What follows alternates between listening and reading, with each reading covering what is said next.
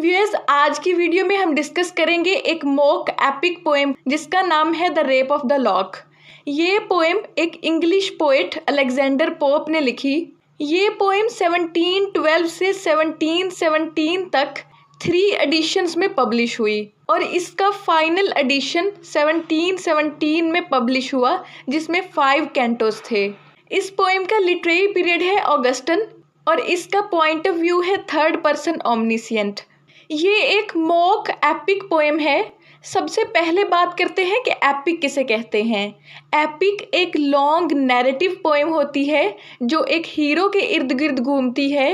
Hero की life, उसके adventures और उसकी ब्रेवरी को बयान करती है।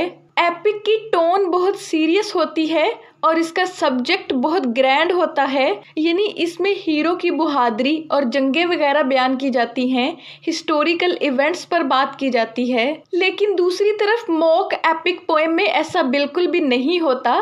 मॉक एपिक पोएम का सब्जेक्ट बहुत ऑर्डिनरी होता है, यानी किसी आम से इवेंट या किसी आम से इंसिडेंट को इतना बढ़ा चढ़ा कर बयान किया जाता है, उनका मजाक उड़ाया जाता है। मॉक एपिक पोएम्स में बहुत आम सी चीज़ों को डिस्कस किया जाता है, बहुत ऑर्डिनरी चीज़ों को इम्पोर्टेंस दी जाती है कि हंसी आने लगती है। ज़्यादातर ये पोएम्स किसी सोशल इशू को डिस्कस करती हैं, किसी सोशल इशू पे बात करती हैं।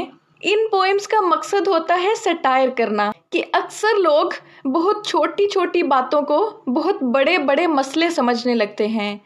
The rape of the lock में भी बिल्कुल ऐसे ही होता है। इसमें एक यंग गर्ल ब्लिंडा के बालों की लट काट दी जाती है। इस टाइटल में जो रेप है वो किसी वायलेंट क्राइम को रेफर नहीं कर रहा, बल्कि यहाँ इसका मतलब है टू स्टील या फिर टू टेक समथिंग अवे। यानी होता यूं है कि बैरन नाम का एक आदमी ब्लिंडा के बालों की एक लट काट लेता है, ब्लिंडा के एक लॉक काट देता है। ये एक छोटा सा इवेंट है, लेकिन इस इवेंट को लेकर इन दोनों में इस तरह झगड़ा होता है जैसे कोई बहुत बड़ी जंग हो रही हो। ये एक बहुत ही ट्रिवियल सब्जेक्ट है, यानी बहुत मामूली सा सब्जेक्ट है, लेकिन इसको इतने सीरियस अंदाज में बयान किया गया है, एक बहुत बड़ा कॉन्फ्लिक्ट क्रिएट कर देता है। और पोप सटायर करते हैं कि किस तरह लोग सोशल स्टेटस और अपीयरेंस को सीरियस लेते हैं, अपीयरेंस और रेपुटेशन को बहुत ज़रूरी समझते हैं, अपीयरेंस को बहुत वैल्यू देते हैं। यहाँ लॉक सिंबल है ऑनर का, यानी ये लॉक सिंबलाइज करती है ब्लिंडा की ब्यूटी और ऑनर को। जब ब्लिंडा की लट काट ली जाती है तो वो बहुत ज़्यादा शर्मिंदा होती है, बहुत अपसेट हो जाती है, क्योंकि वो अपनी फिजिकल अपीयरेंस पर बहुत ज़्यादा फोकस करती थी। और इस तरह पॉप हाई सोसाइटी की शैलो कंसर्न्स को क्रिटिसाइज करता है, यानी उनके खोखलेपन पर तनकीद करता है।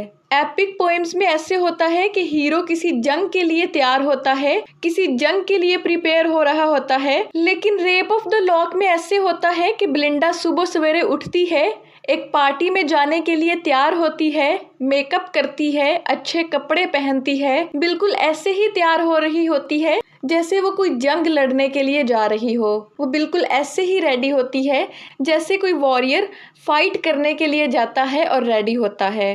ब्लिंडा की ब्यूटी रूटीन को इतने ही सीरियस अंदाज में ट्रीट किया गया है जैसे हीरो को किया जाता है।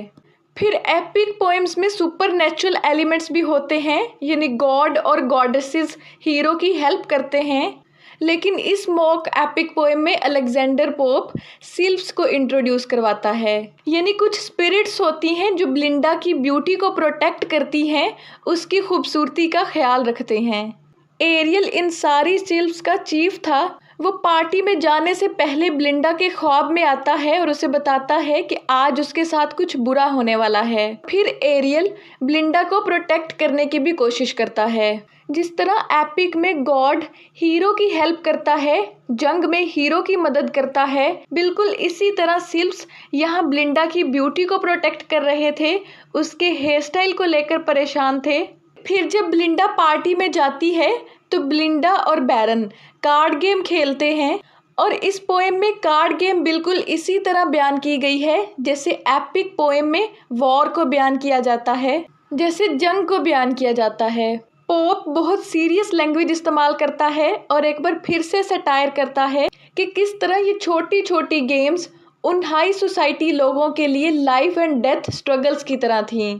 फिर बैरन ब्लिंडा की ब्यूटी को एडमायर करता है और चुपके चुपके उसके बालों की लट काट लेता है। सिल्व्स बहुत कोशिश करते हैं कि वो रोक सकें, लेकिन वो नहीं रोक पाते। पोप इस इंसिडेंट को ऐसे बयान करता है जैसे कोई बहुत हॉरिबल इंसिडेंट हो, जैसे कोई बहुत टेरिबल चीज़ हुई हो, जैसे एपिक पोएम्स में हीरो की डेथ को बयान किया जाता है। फिर जब ब्लिंडा की लट काट ली जाती है तो ब्लिंडा और उसकी फ्रेंड थेलेस्ट्रिस बिल्कुल ऐसे एक्ट करती हैं जैसे कोई उनके साथ बहुत बड़ी ट्रेजेडी हो गई हो, बहुत ज़्यादा रोने लगती हैं। फिर थेलेस्ट्रिस बैरन को कहती है कि वो लट वापस कर दे, लेकिन बैरन इनकार कर देता है कि वो कभी भी वापस नहीं करेगा।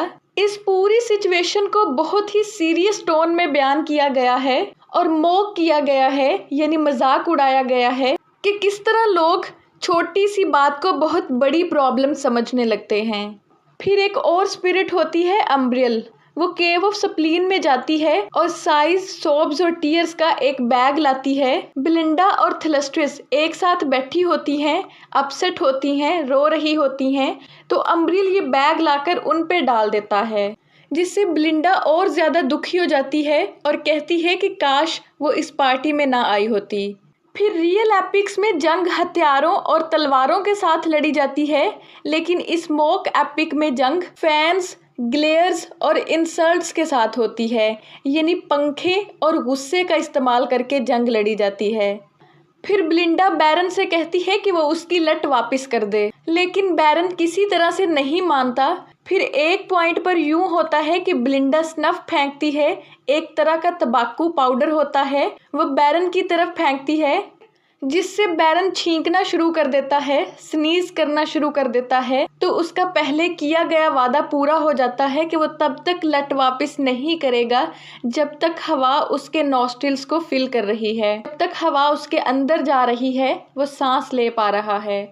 फिर जब ब्लिंडा कहती है कि उसकी लट वापस कर दी जाए, तो अचानक से पता चलता है कि वो लट डिसअपियर हो गई है, कहीं खो गई है। पोप इस तरह लिखता है कि वो लट आसमान की तरफ चली गई है और वहां पे एक चमकते हुए सितारे की तरह हमेशा रहेगी। यानी पोप इस छोटे से इंसिडेंट को बहुत ग्रैंड और इटर्नल कर देता है कि ये हमेशा रहेगा।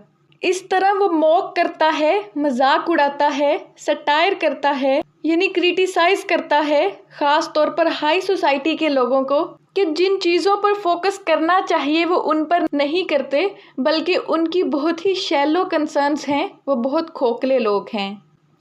व्यूअर्स, आज की वीडियो में बस इतना ही। उम्मीद करती हूँ आपको ये वीडियो अच्छी लगी होगी। Thank you so much for watching.